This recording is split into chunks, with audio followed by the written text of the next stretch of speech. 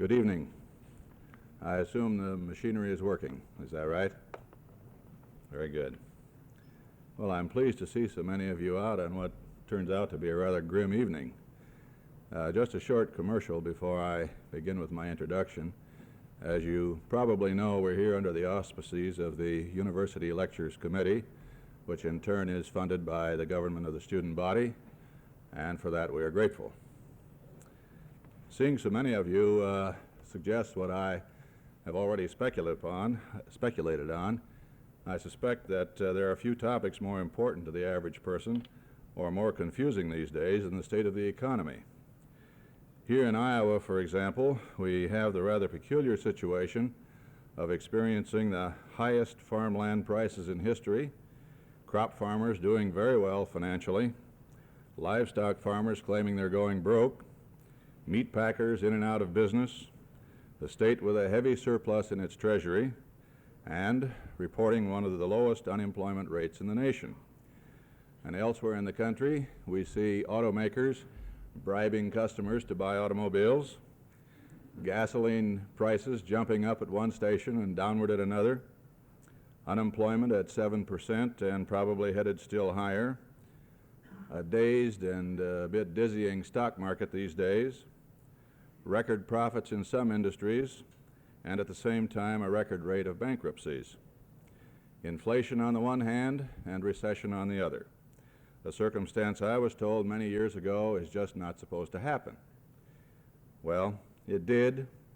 It's with us, to our bewilderment, and more often than not to our dismay as well. Now, if what I have sketched is at all representative of the situation, Mr. Levine, the topic you have chosen for your address this evening is a particularly apt one. The title is, as most of you already know, The Economy, Where Are We Headed? Mr. Levine is a familiar figure to American audiences, mostly because of his nearly 20 years as an NBC radio and television correspondent, but also because of his books and their popularity, and his regular appearances around the country on lecture tours. I won't attempt to supply you with all the details of his professional background. It would just take too long. But briefly, he has a master's degree from Columbia University Graduate School of Journalism and an honorary Doctor of Letters from Brown University. He has written 4 books, 3 of them about Russia and its people, and is author of many magazine articles. He was NBC News Bureau Chief in Rome and in London, spent 4 years as NBC correspondent in Moscow, and 2 years covering the Far East for NBC. Currently, Mr. Levine is with NBC News in Washington, where he covers international and national affairs, and his area of special interest is the nation's economy. Ladies and gentlemen, it's my pleasure to present to you Mr. Irving R. Levine. Mr. Levine.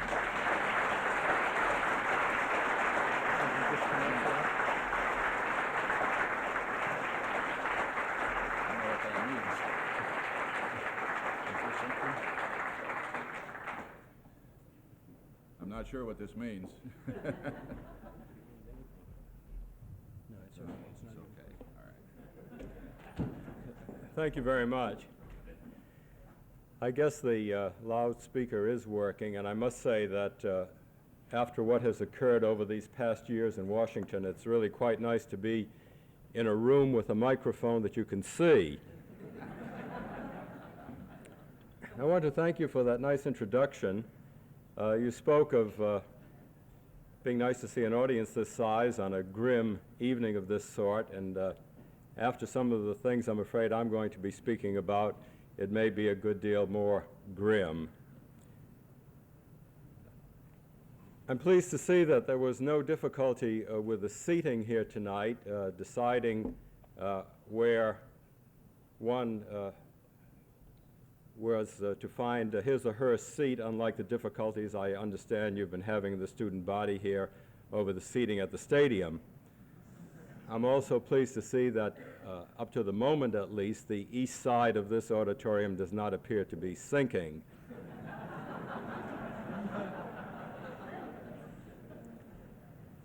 I'm very pleased to notice so many women in the audience. I suppose that in this advanced day of equality and women's lib and so on, a remark like that may perhaps be considered chauvinist.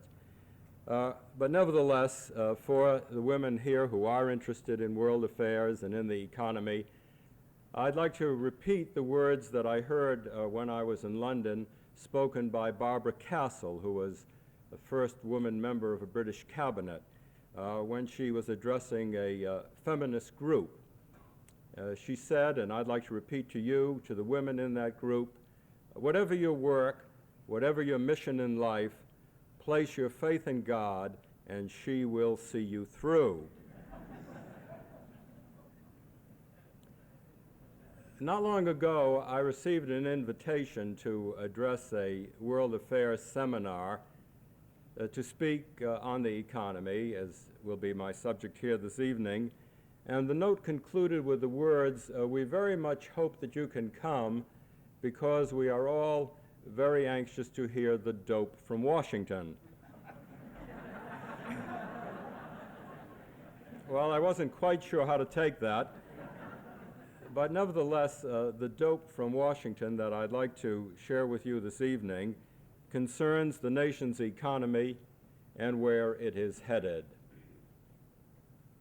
The nation's economy today is experiencing, as we all to our pain know, both inflation and recession, two conditions that the basic economic texts tell us should not exist at the same time.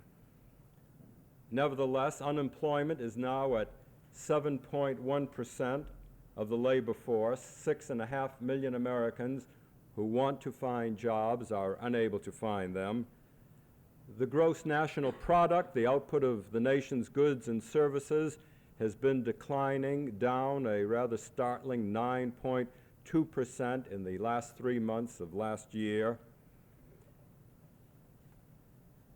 Our foreign trade figures, announced only yesterday, show a decline, the third worst year in the century, $3 billion deficit in foreign trade.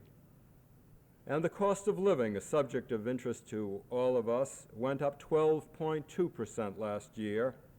In other words, it took $12.20 to buy at the end of 1974 what it took $10 to buy at the beginning of the year. It's been rather ironically observed that both inflation and recession do have their advantages. Someone pointed out that inflation enables every American family to live in a more expensive neighborhood without ever having to move. And it's also pointed out in the case of recession that recession has brought prices down to the point where even the poor can afford to buy IBM stock. Well, to see where we are headed, let us look briefly at where we have been in terms of our economy. We have been through a long and tortuous involvement in Vietnam, which planted the seeds of many of our present difficulties, not least of all of our present inflationary troubles. Particularly in the case of President Johnson, there was an unwillingness to seek higher taxes to pay for the cost of what was already an unpopular war. Under President Nixon, we had, as you will recall, 2 freezes and 4 phases, and each of these was rather a half-hearted attempt to control inflation. Half-hearted, I say, because Nixon administration officials were philosophically, from the outset, opposed to controls and introduced economic controls only as a political tactic because the Democratic Congress was ready to do so if the White House didn't. Wage and price controls didn't work for a lot of reasons, but primarily because Nixon administration officials didn't believe in them and were unwilling to set up an adequate enforcement mechanism. It was a little like putting the Pope in charge of a birth control program, or perhaps John Mitchell in charge of the Justice Department.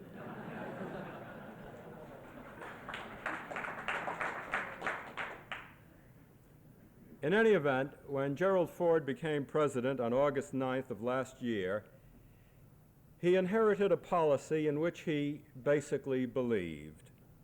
It was a policy of letting the classic medicine of an economic slowdown, of high interest rates, of restraint on government spending, conquer inflation. It was a policy of keeping the government's hands off, of letting what the economists like to call the self-adjusting mechanisms of the economy work. That was the economic policy in the White House when President Ford took his seat in the Oval Office.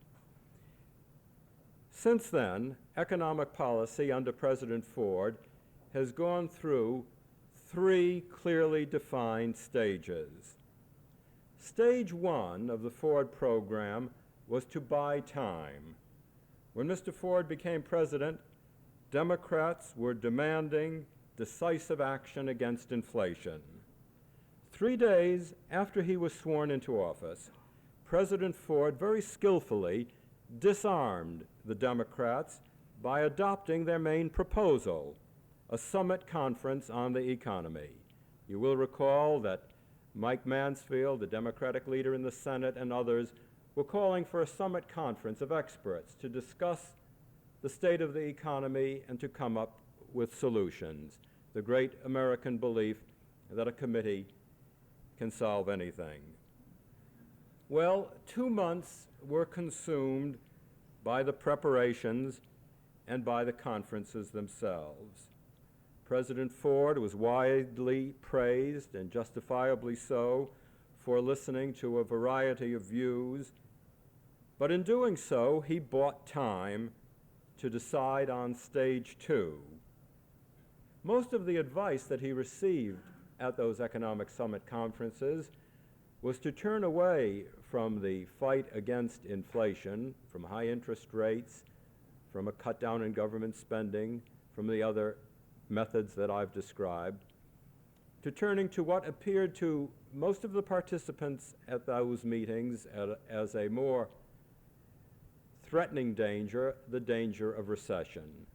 The president chose to ignore that advice, and stage two, when it was announced, was the famous WIN program, Whip Inflation Now, mainly through a 5% tax increase, a 5% tax surcharge. Nothing much happened on that for the next few months, mainly because of the November voting, Vladivostok, and Vail. The win buttons fell into oblivion faster than Wilkie buttons. But many Americans did take to heart the president's advice to buy nothing that they did not need, that advice given at the time that the WIN program, the Whip Inflation Now program, was announced. Many Americans had no choice but to follow that advice because inflation was eating away at their incomes.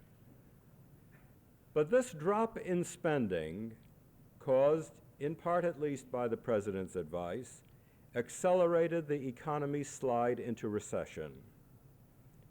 But when you talk privately with the president's closest economic advisors, you find that they regard the recession as the inevitable pain that must be suffered to end the inflation.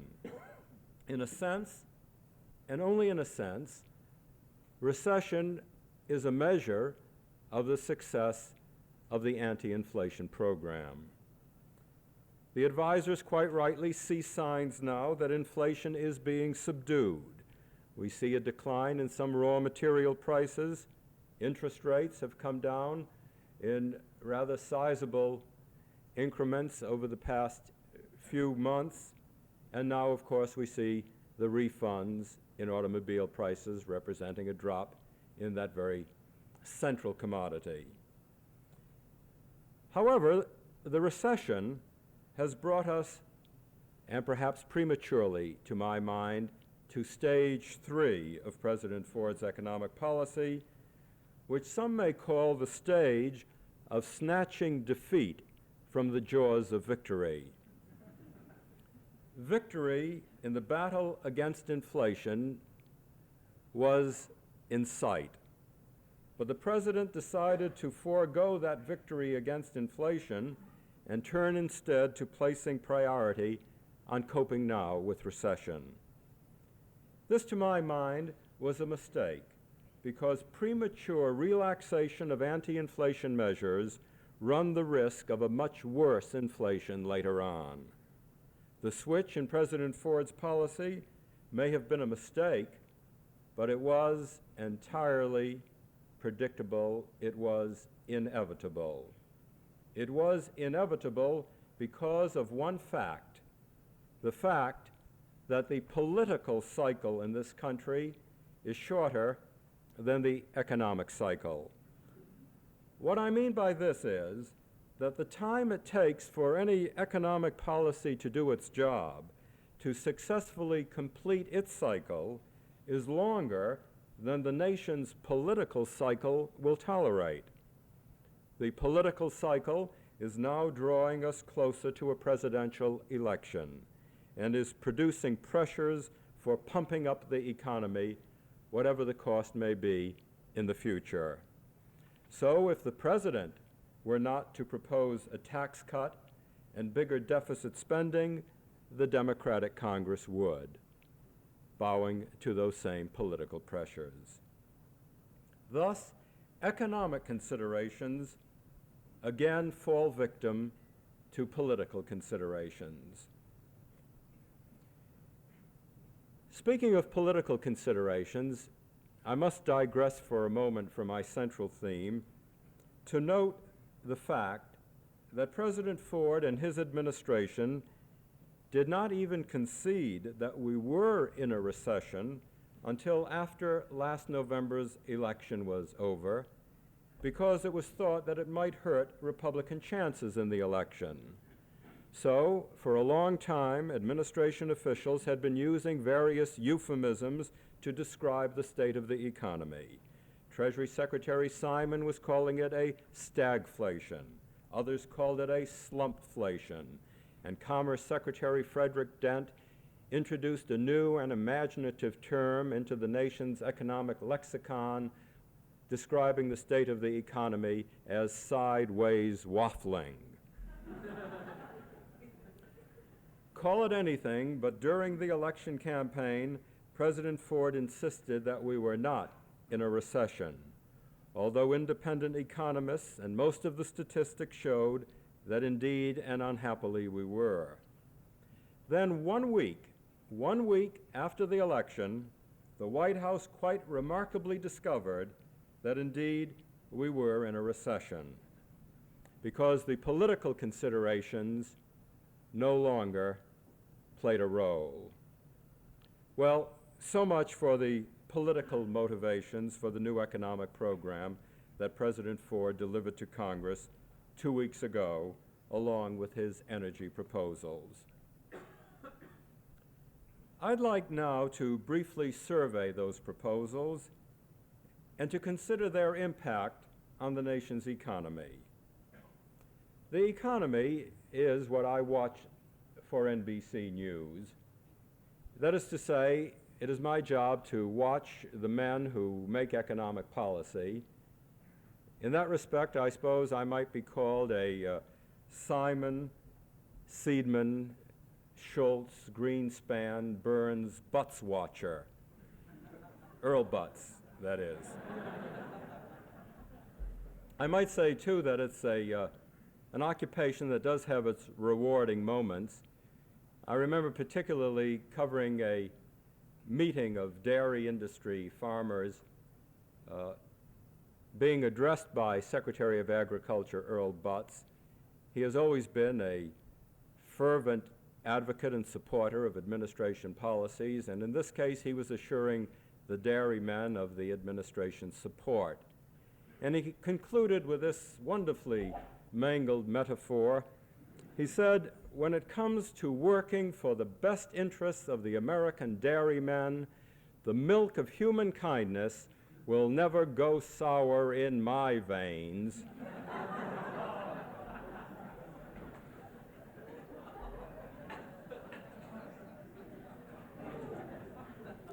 the agriculture and the English majors in the audience might think a little about that. Well, to return to a consideration of the President's new economic proposals, the main element of the new economic program is, of course, a rebate on last year's taxes. In making this proposal, President Ford said, and I quote, "What we most urgently need today is more spending money in your pockets." Well, that was not the kind of a proposal likely to draw howls of protest. Anyone with a pocket would, of course, like to have more spending money in it any time, and especially now. But there are two crucial questions around which debate now centers in the Congress concerning the tax rebate. One question is, who will get the money? Under the President's proposals, half of the $12 billion rebate will go to the wealthiest 17% of the population. The argument is that the well-off have been hit by inflation as well as lower-income people. Also, it is pointed out, upper-income Americans, and I think with some logic, are more likely to spend tax rebate money for products that employ a lot of people, and as a consequence, factories will rehire those that they have laid off if the consumers buy their products. Such products as automobiles, TV sets, furniture, and other so-called big-ticket expensive items. I think this line of reasoning is quite persuasive, but many Democratic congressmen want to restrict entirely, or at least to concentrate the tax cuts among lower-income people, even though it is believed that they are likely to spend it entirely for food, clothing, and other consumable items, which, while desirable and compassionate, will not generate many new jobs or revive many old ones. Well, that brings us to the second question on the tax rebate. The first question, who will get the money? Into whose pockets will the money go? The second question being, where will the tax rebates go from those pockets? As I've mentioned, President Ford wants it to go into the purchase of things that will get assembly lines rolling again and revive jobs. But a lot of people may not buy things with their rebates. They may use the money to pay off accumulated debts. Commendable, of course, but that won't create any new jobs, and in fact may put some bill collectors out of work. Others may regard the money as manna from Washington and put it into savings accounts on the theory that on a rainy day, it's prudent to save for a rainier day. Other Americans may spend the money on the same amount of gasoline they've always been using, even though the President's energy proposals, which I will get to in a moment, aim at reducing gasoline use through higher prices. So, use of the tax rebate to keep on buying the same amount of gasoline would hurt both the President's effort to revive the economy and his effort to reduce gasoline consumption, all of which would seem to paraphrase the old adage about leading a horse to water. You can give a person a tax rebate, but you can't make him spend it on things that will get the economy out of the recession. In other words, giving money away, even government money, presents its problems. But if there are problems and questions of the sort I've just mentioned raised by the President's economic proposals, they pale beside the problems raised by the energy program. In the case of the economic program and in the case of the energy program, I am, of course, touching merely on the highlights. And at the conclusion of my prepared remarks, I'll be happy to answer any questions that I am able to on these or any other questions which my remarks may raise. The basic element in the President's energy package is a tariff of $1 on every barrel of foreign oil that comes into this country starting on February 1st. The tariff would be increased in stages to reach $3 a barrel on April 1st. The President has the authority, without congressional action, to impose the increased tariff, and he is doing so, regardless of protests from Congress, as a way of forcing the Congress to adopt the other features of his energy program. Let me explain. The White House strategy in this regard runs like this. The $3 a barrel tariff and a tax on domestic oil will collect about $30 billion a year for the U.S. Treasury. In a period of recession, when the object of the 1974 income tax rebate is to pump more spending money into the economy, the $30 billion taken out of the economy, out of the spending stream, obviously is counterproductive to this objective. But President Ford, in this program, wants to put the $30 billion back into the economy, and the steps to do that require congressional approval. That is how the President planned to force the Congress to adopt his program. Since he can take the first step of his program without the okay of Congress, Congress then becomes obliged to follow through once that first step is taken to prevent the undesirable consequences of $30 billion being taken out of the economy and not being put back through actions which only Congress can ordain. Well, that was the strategy, and a neat strategy it was. But Congress is fighting it by working on legislation to delay the tariff for 90 days. And to make sure that the President will not veto the 90-day delay, the delay has been attached to a bill raising the debt limit, the ceiling on the nation's debt, which the President would be most unlikely to veto because that would make it impossible for the government to pay its bills. Well, there are many other parts to the President's energy proposal. Let me enumerate a few of them. A lifting on the present price ceiling on oil pumped from old wells in this country. In other words, the price of all oil, all gasoline, would be decontrolled. A $2 a barrel tax on all crude oil pumped out of the ground in this country, again, in addition to petroleum costs. A lowering of income tax withholding in the amount of $16.5 billion in 1975. In other words, $16.5 billion of this $30 billion collected through the measures I've mentioned would be pumped back into the economy in the form of lower withholding taxes in pay envelopes in 1975.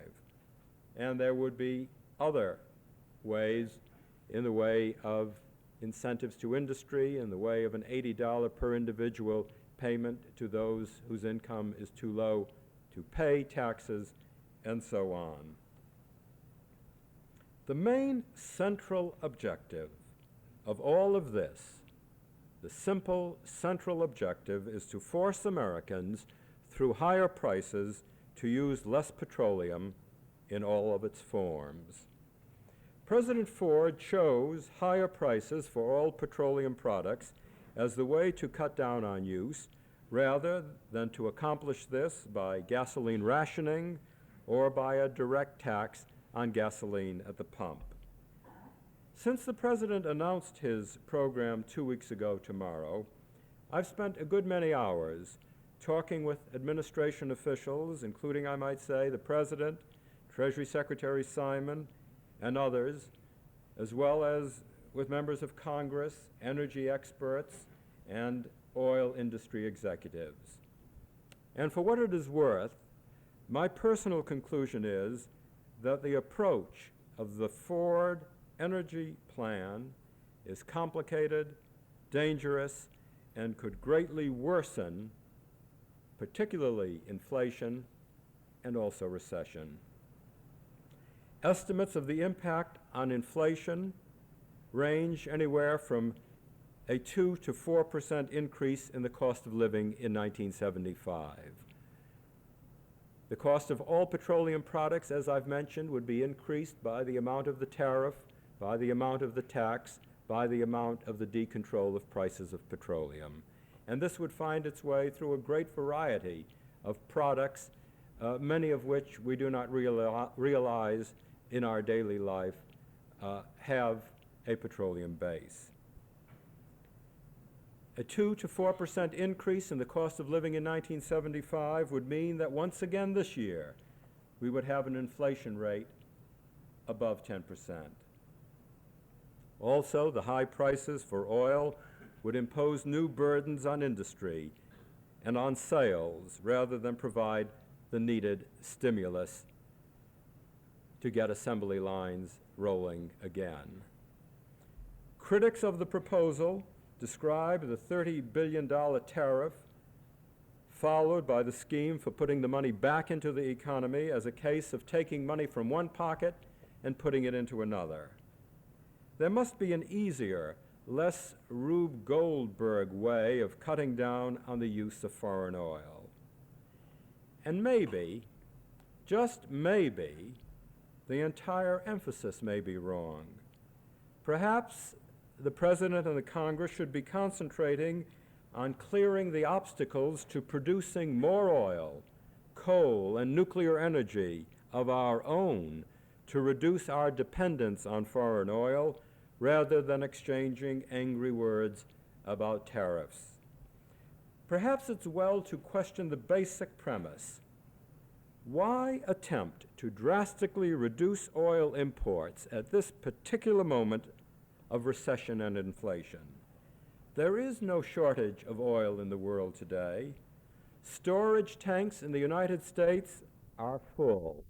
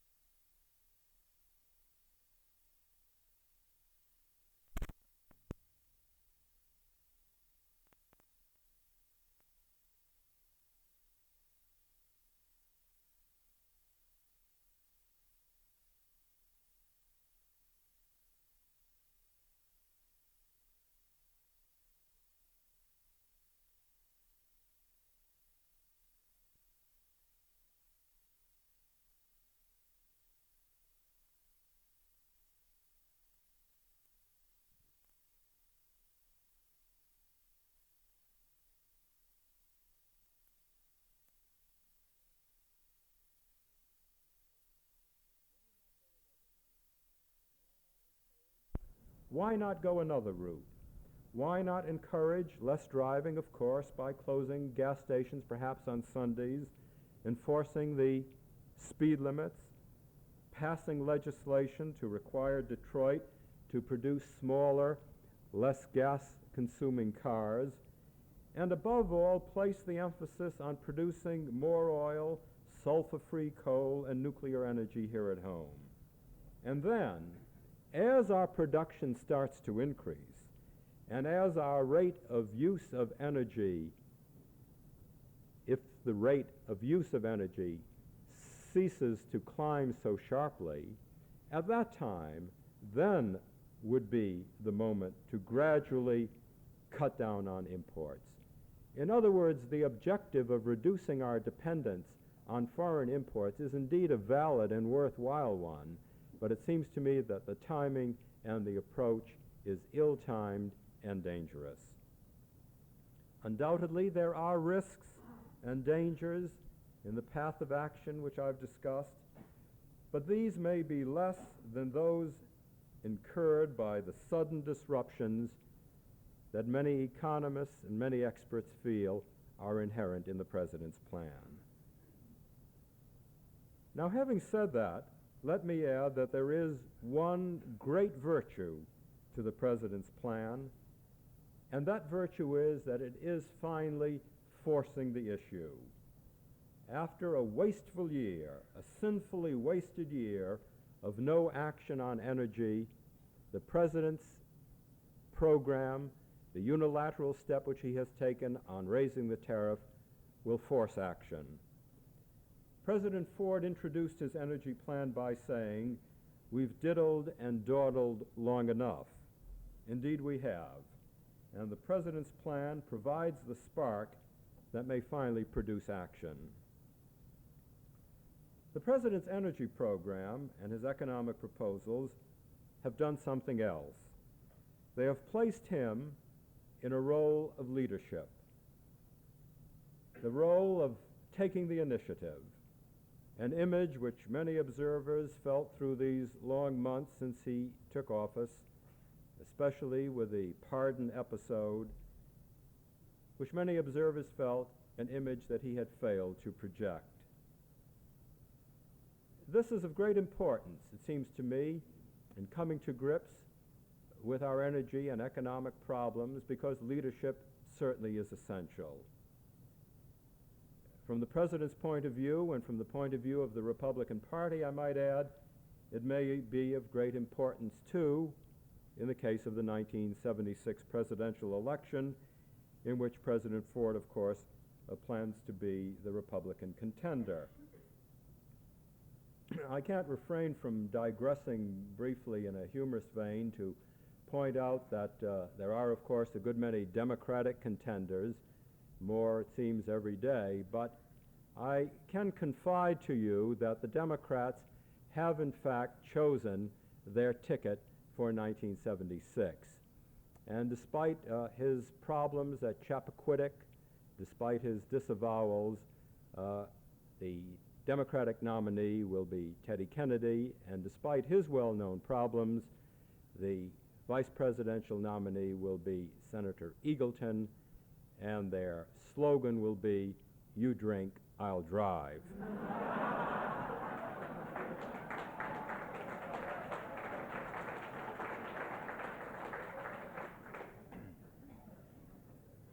I don't know whether to address you as fellow Republicans or fellow Democrats. I have touched on the question of the leadership role of the President in the economic and energy programs, and on the part being played in these programs by the Congress. In the case of energy, one additional and very crucial point must be made. Whatever the President or the Congress does, our economy is partly the hostage of the oil exporting nations. We are partly at the mercy of their prices and of a possible cutoff at any time of their supplies.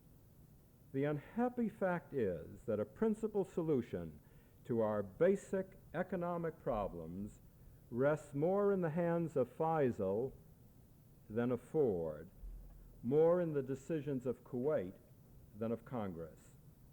And until the administration shows a greater effectiveness in coping with the oil exporters, our basic economic problems may evade solution.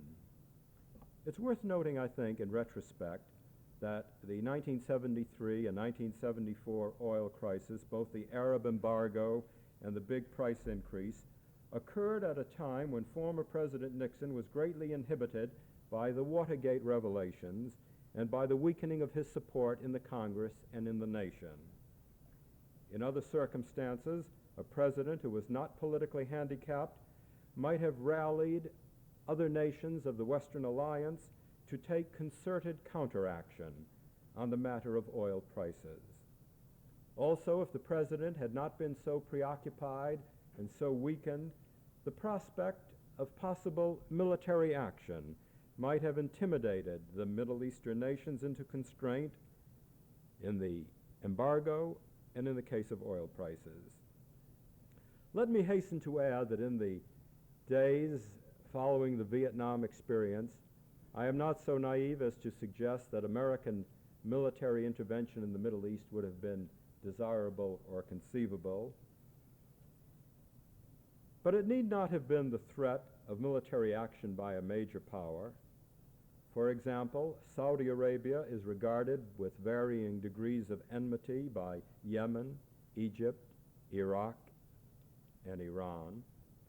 And under other conditions prevailing at the White House, the possibility, and I underscore the word, the possibility, that we might quietly back any of these nations might have provided an effective pressure. After all, as President Ford and as Henry Kissinger themselves have pointed out, wars have been fought for less worthy causes than to preserve the prosperity and well-being of the strongest nations on earth. This concept, this possibility, should have been kept alive in the minds of those who were threatening the economic stability of this country. But under the conditions that existed in the atmosphere of Watergate during the last months of the Nixon administration, the leaders of those Middle Eastern countries were clearly relieved from any worry or concern that such might be brought into play.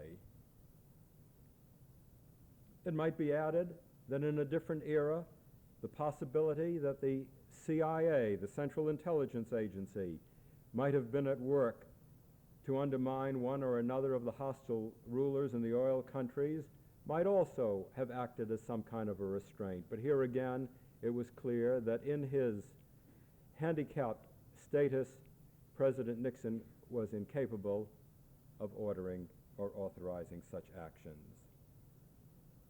It's to be hoped that President Ford can reestablish the credibility of the American presidency in the eyes of the world so that the consciousness, again I stress, the consciousness of the instruments of power at this nation's disposal may act as a restraint on reckless acts that endanger our national security.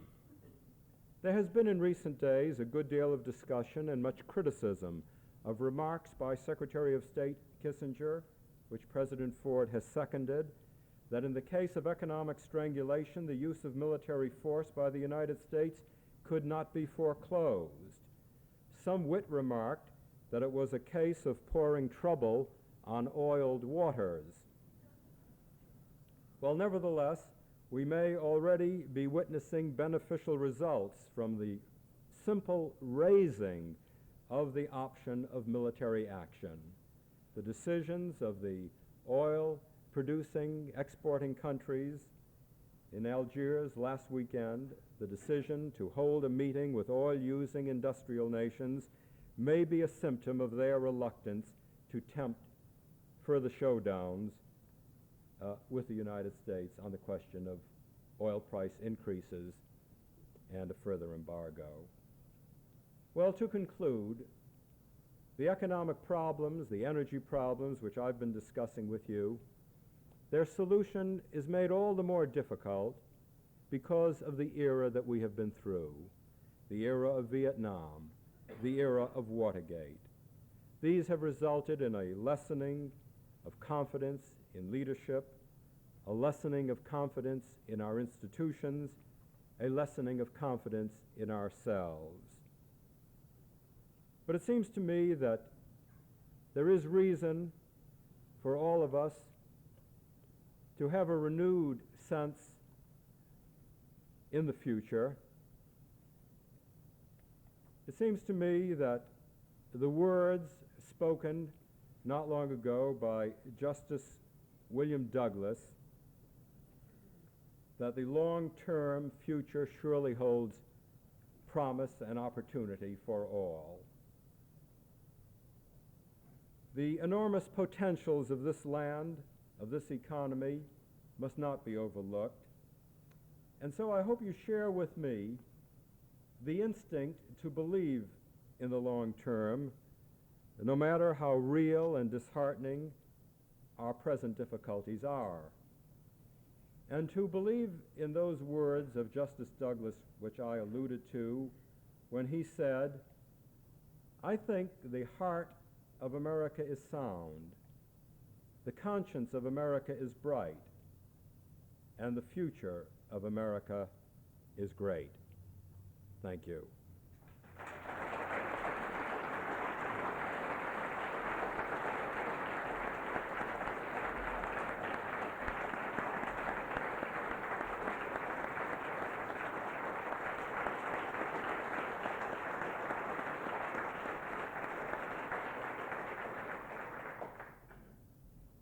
Thank you very much, Mr. Levine. As Mr. Levine has indicated, he will field questions for a while. I must inform you, though, that he has a drive ahead of him to Des Moines tonight because his plane leaves at 7 o'clock in the morning, and if the weather worsens, it's going to be a bit shaky, I think, getting him there. But with that as a preface, we're now ready for your first question. Back there. Would you rise and articulate it as loudly as you can? Does the President feel that there's enough time for the economy to absorb higher rental prices to be able to turn itself around in time for the election in 76? Well, that certainly is the objective. I, of course, alluded to the political cycle in this country, and 76 may seem a long way off, but it really isn't in political terms when it comes to turning around an economy in the direction that you've just mentioned. Whether the President will be able to accomplish it or not is anyone's guess, but clearly that is the intention of the President's program and for the timing of it.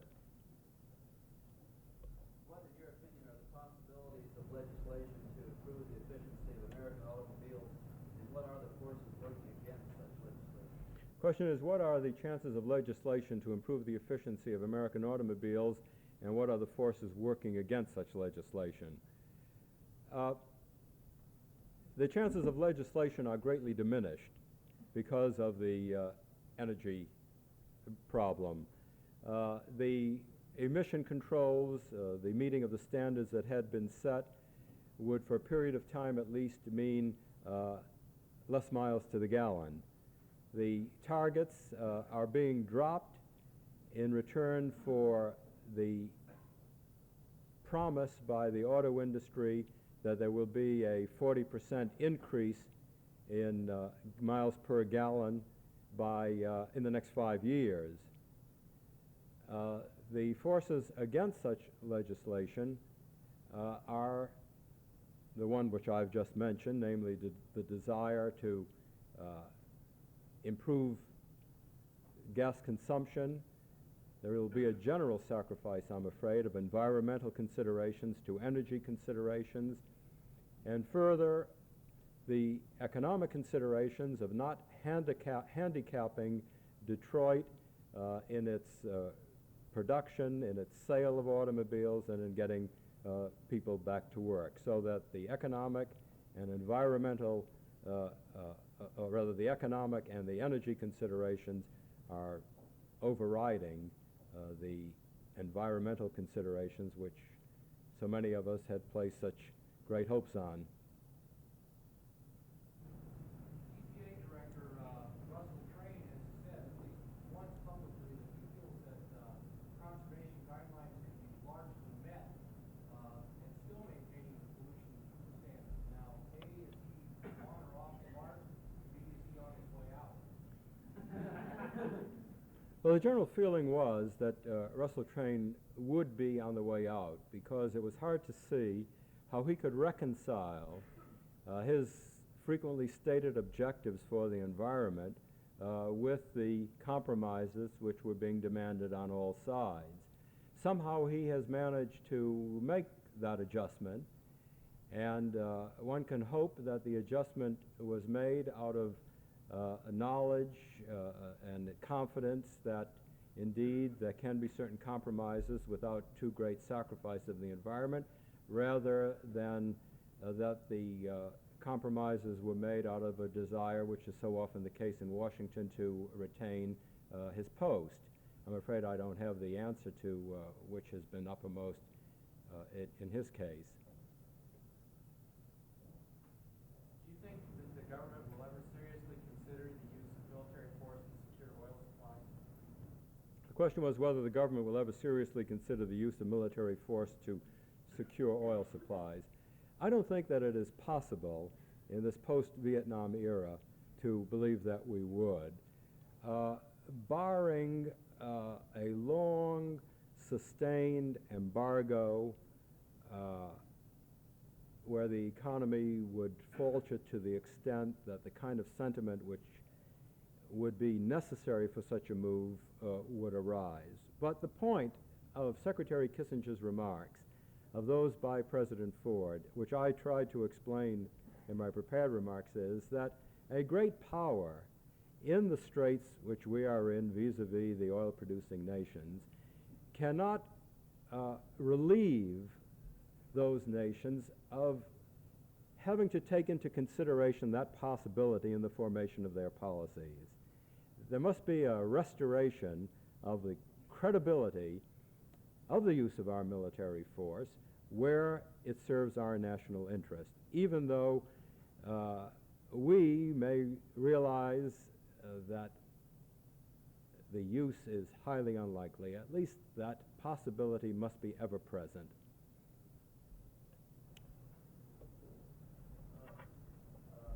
You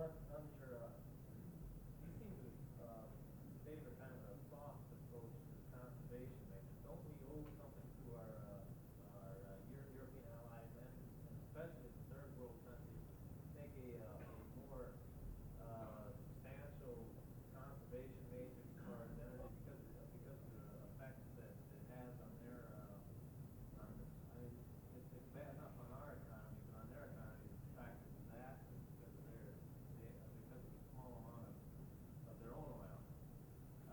Don't we owe them something, at least besides this kind of soft approach conservation measures? I don't know if you could all hear the question in the back. To summarize it,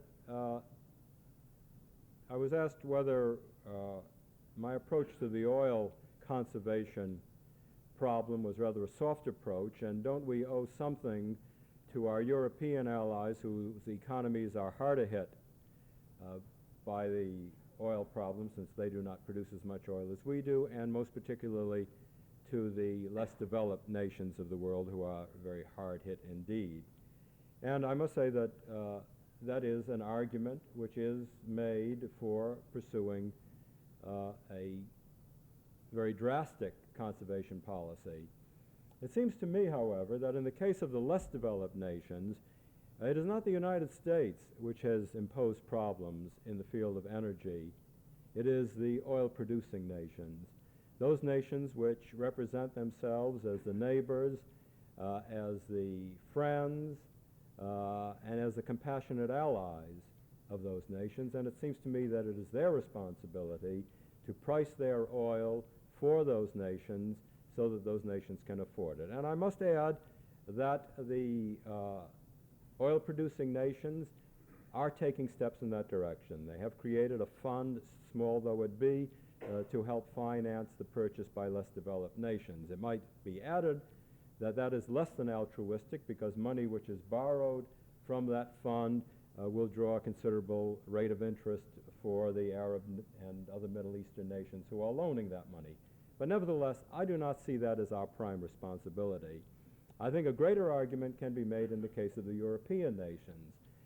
But even that consideration is somewhat weakened to my mind when we note the lack of willingness to cooperate on the part of the European nations at the time of the embargo, when everyone was going out trying to make their own deal, when every effort by the United States to try to reach some kind of a concerted effort, even though it would mean sharing our oil with the European nations, met with rebuff. Consequently, I would think that while there has to be a consideration, it should not be a very high priority consideration in the formulation of our energy policies. How far do you think American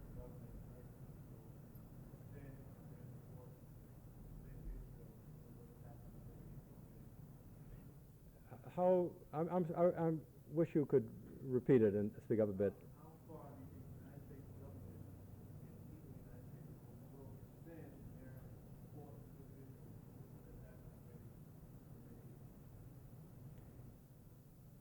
already? The question was, how far will the American people rescind their support of Israel in the event of, in view of what has already happened in the Middle East? Yes. I detect a weakening, to the extent that I am able to, in American support of Israel. I think that there, until now, has been a tendency to take the attitude that the Arab nations are the ones who have hurt us through their political considerations in raising the price of oil and in the case of the embargo. But I think that in the case of a future embargo, we might very well see an attitude growing in this country of the simple way to solve this problem is to weaken our support for Israel and solve the energy, the oil problem, by yielding to the foreign policy demands of the Arab nations. My answer to you is obviously a speculative one. It's a hypothetical one. I give it to you only on the basis of my feeling from conversations that I've had both in Washington and elsewhere around the country.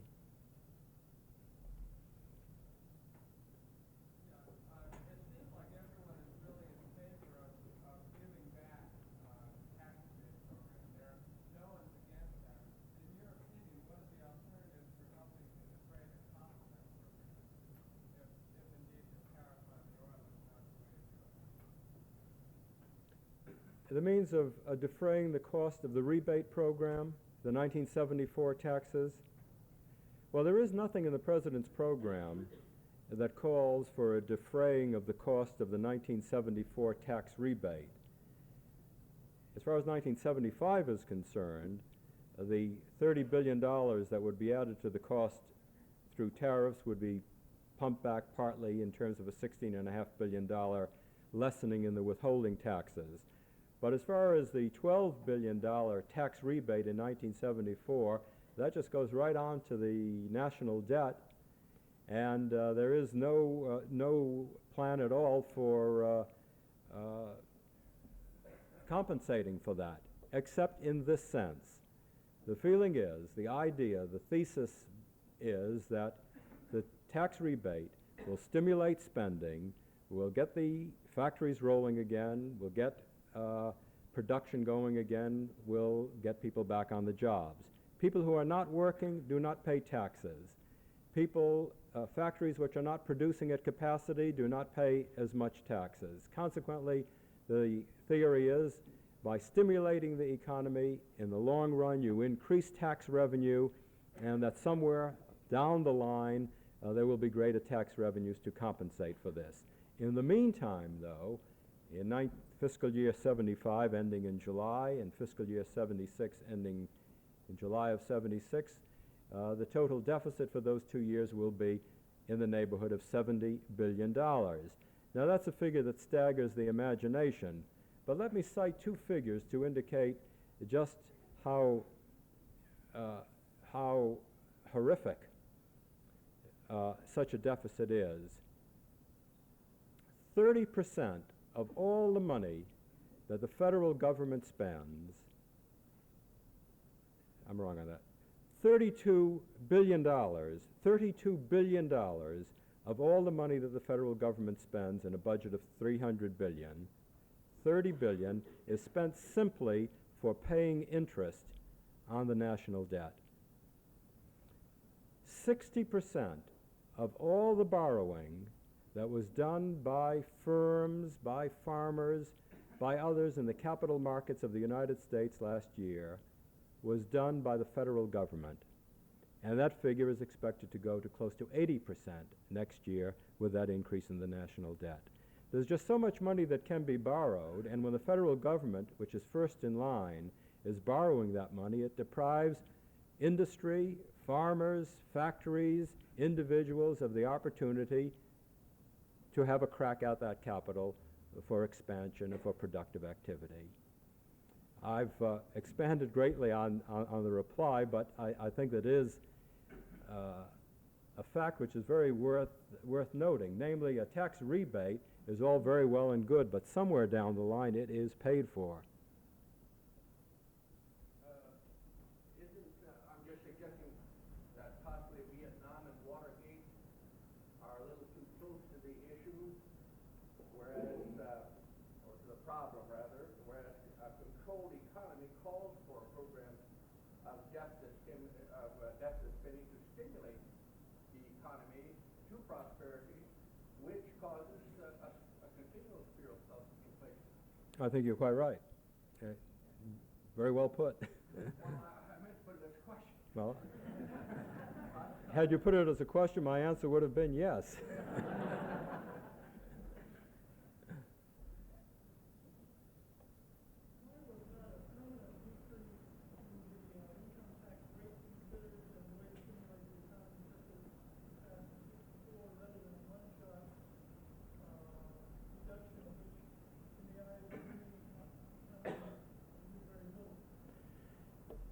There is a good deal of feeling in Congress that that would be the way to go, as you've suggested. There are several ideas. One idea is abandon the idea of the tax rebate altogether, because that's a one-shot bonus, so to speak. You can't tell how people are going to react to it. They may, as I've indicated, say, well, gee, this is money I didn't expect, we'll put it in the bank.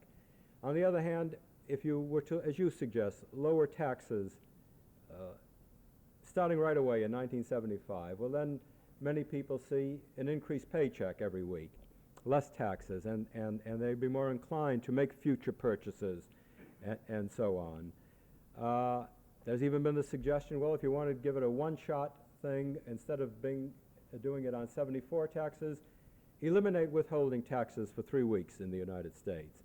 And for 3 weeks, everyone would have a handsome paycheck without that dreadful withholding tax. So there are a lot of different ways to go, and I must say that a great deal of thought and argument and discussion went into the proposal that finally emerged.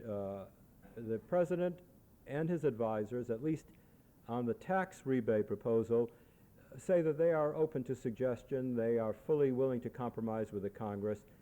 An argument can be made for any of these schemes.